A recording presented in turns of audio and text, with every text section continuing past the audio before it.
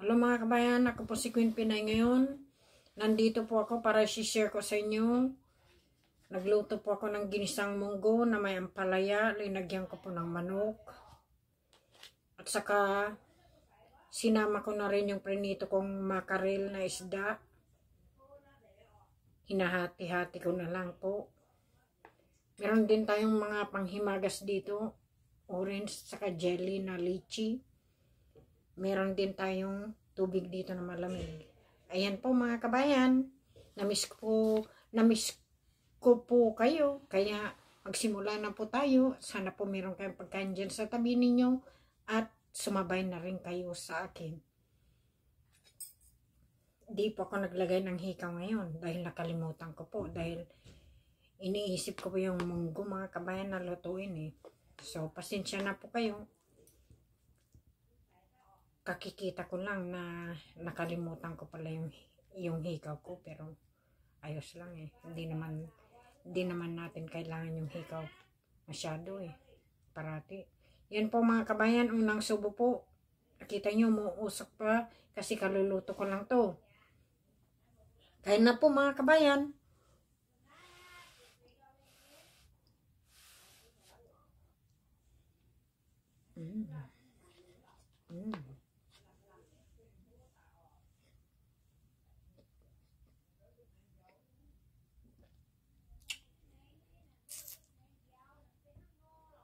May tinik.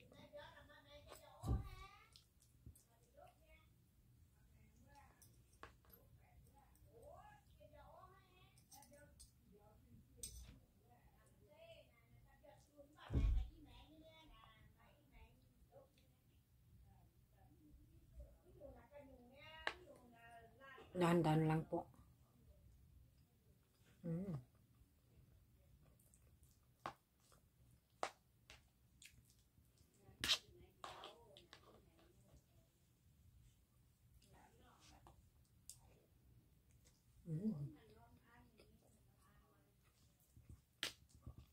Nag-iwan po ako mga kabayan. Sarap.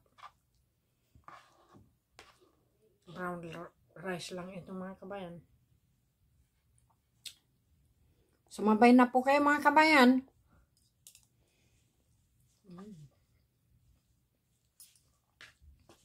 Kaso lang yung ampalaya na linagay ko po mga kabayan, walang pait.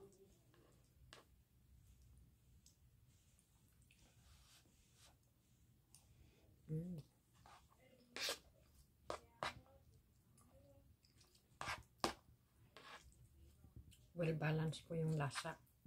Saka yung linagay ko po na isda, masarap din. Magkabagay.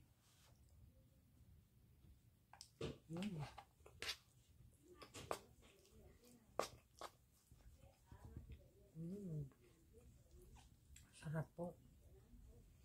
Makarel po yung linagay kong isda. It's mackerel mga kabayan.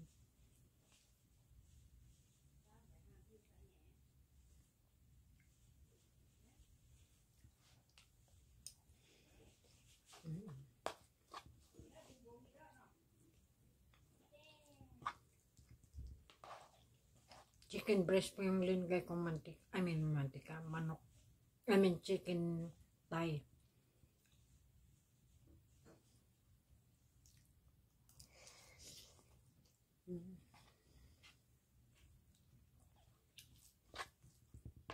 Tubig.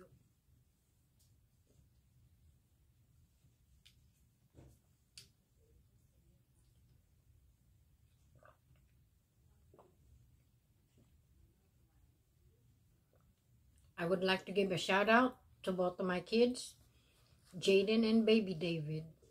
Love you both. Hope you both watching my mukbang, and I hope you all like it.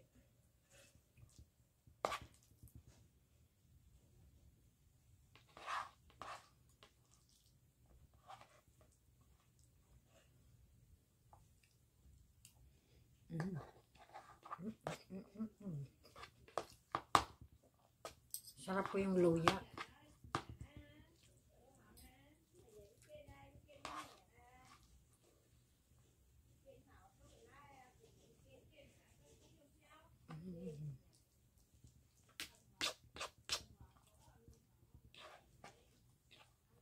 saka tamang-tama lang yung kanin ko mga kabayan. Kasi pag minsan kasi parang busog na ako pag madamihan ko ng kanin ko.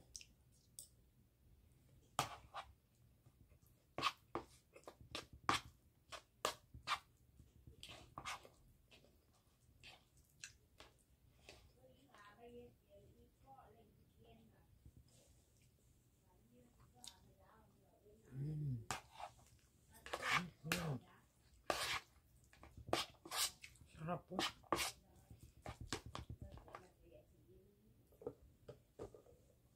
At saka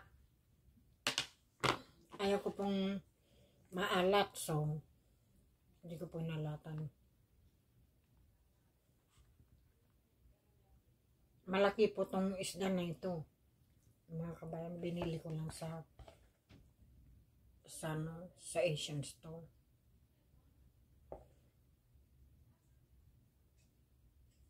Lagay na po natin. Total, nagano po ako, nagtira po ako ng pang-ulam ko bukas.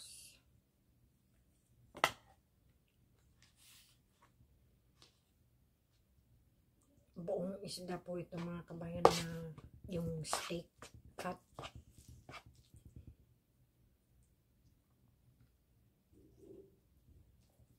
Sanang gagawin ko sana dito isda, yung paksiw sana, pero sabi ko dalawa lang naman. Binigyan ko kasi ng isa yung ka-roommate ko dito.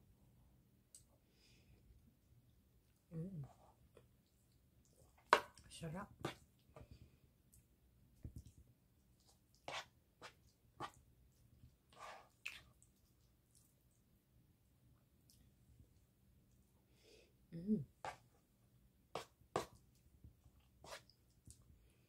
Sorry po, hindi makikita yung kinakain ko mga kabayan. Yan po.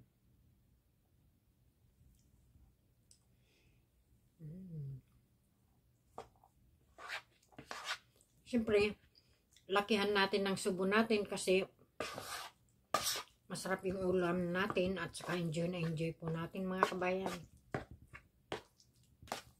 Kaya ayos lang.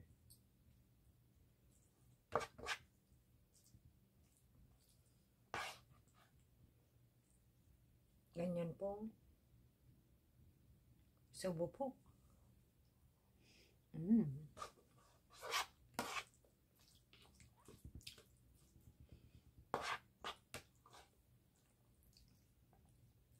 Huwag na nating nguyain dahil malambot po yung isda, malambot po yung kanin, malambot po yung ulam.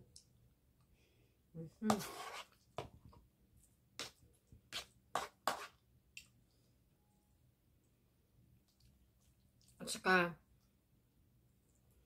nakikita niyo po mga kabayan na hindi po ako nagkukuka yung Coca-Cola soda. Pero gusto ko lang yung mga zero na na mga soda, mga kabayan.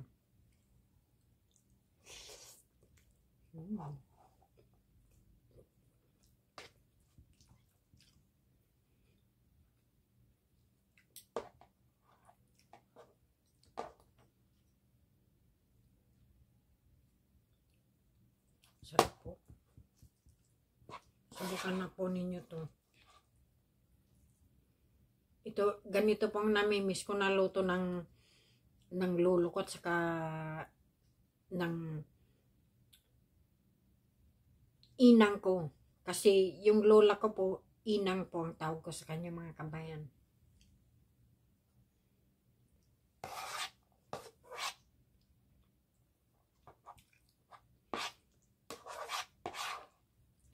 I hope you all know that my grandma raised me and my grandpa, my late grandpa.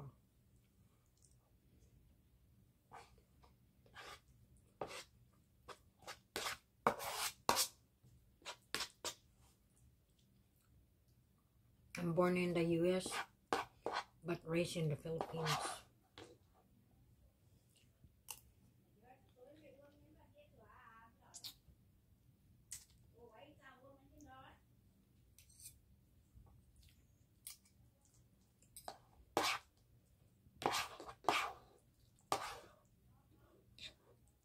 Yung ampalaya po, binigay po yung karumate ko dito.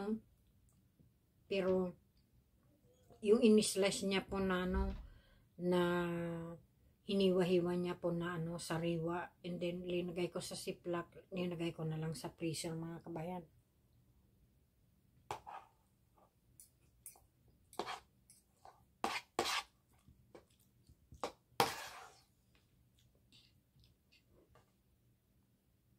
Sarap po.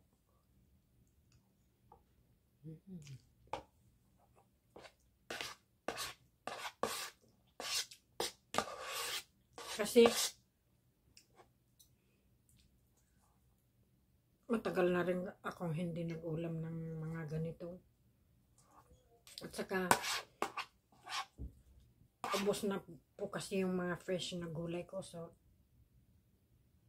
pinag-isipan ko na lang na magmunggo ngayon para makagulay naman ako.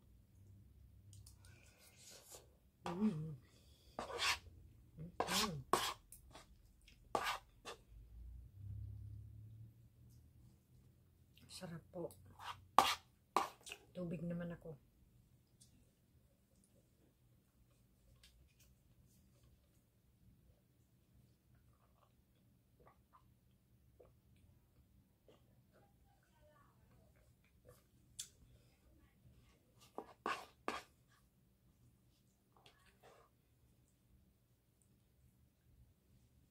Ito pang dinner ko. Hindi na po ako kakain mamaya.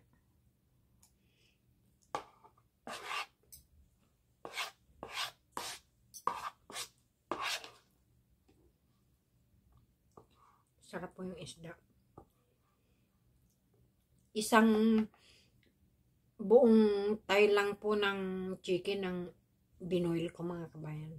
Tapos, inano ko na lang shred.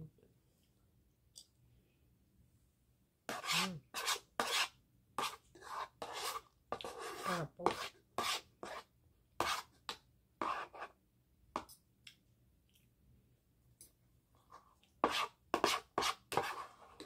Saka matagal na rin ako hindi rin kumain ng ano, ng brown rice. And yung brown rice po, bagay na bagay po sa munggo eh.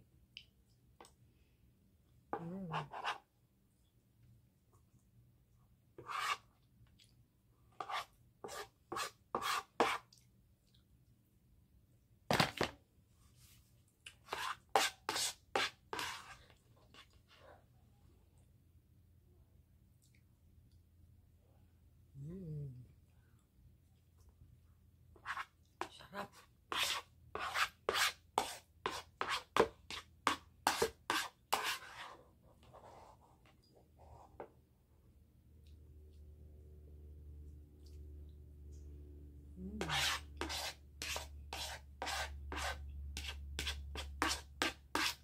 Asubo po.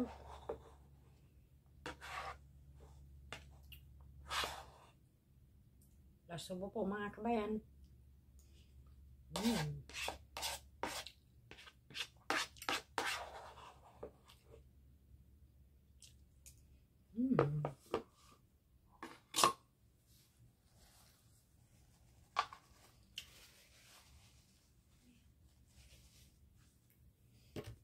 Orange naman tayo. Sarap.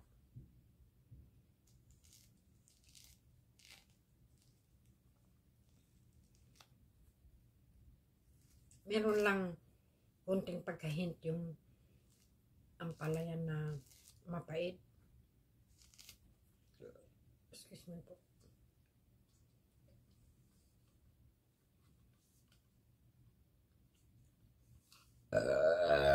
Excuse me.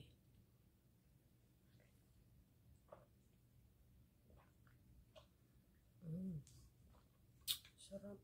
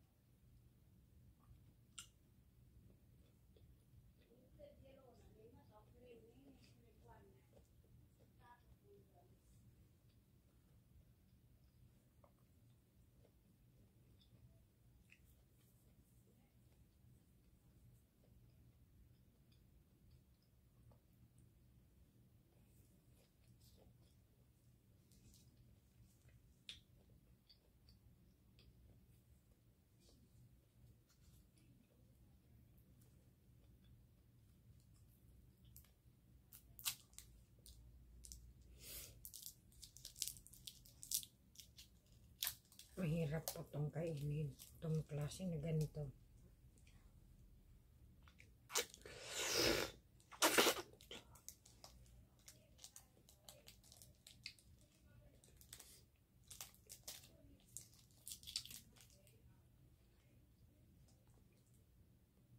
Pero paborito ko po ito eh.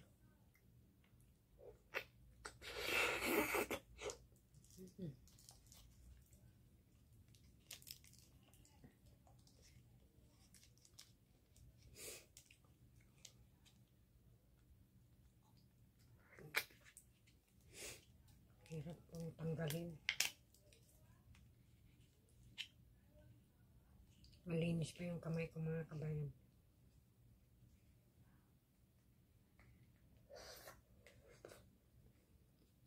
Para bang kumakain ng ng talaba.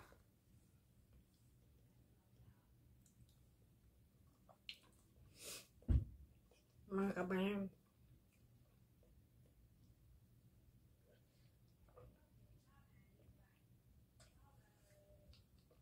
Ayan po mga kabayan, naubos na po to. Naubos ko na po lahat ng kinain ko. Sana po nagustuhan nyo itong mukbang na ito. And sa susunod po, magkita-kita na naman tayo. God bless everyone and be safe.